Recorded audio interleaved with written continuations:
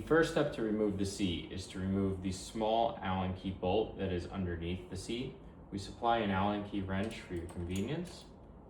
It's a bit tricky to get in here, but you will slowly work the bolt out. It may take about 10 turns to get it completely out.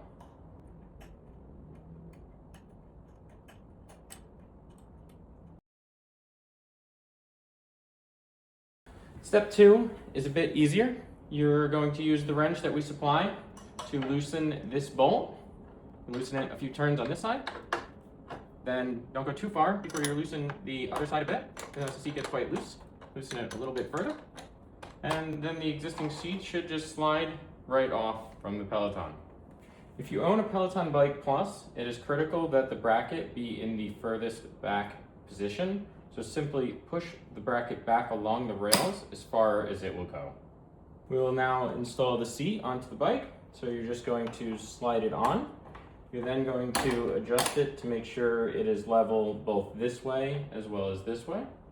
Then you can proceed to tighten the bolts that we just took off. So maybe tighten them up a little bit by hand, and then you can tighten them with the wrench.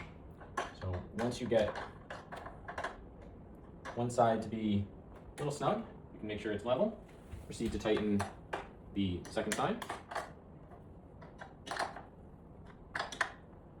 Go back, make sure the first side is tight as well. You want it to be pretty tight, so this way it doesn't move while you're riding. And that's it to install the seat. If you'd like, you could go back and install the original bolt from Peloton, but it is not necessary.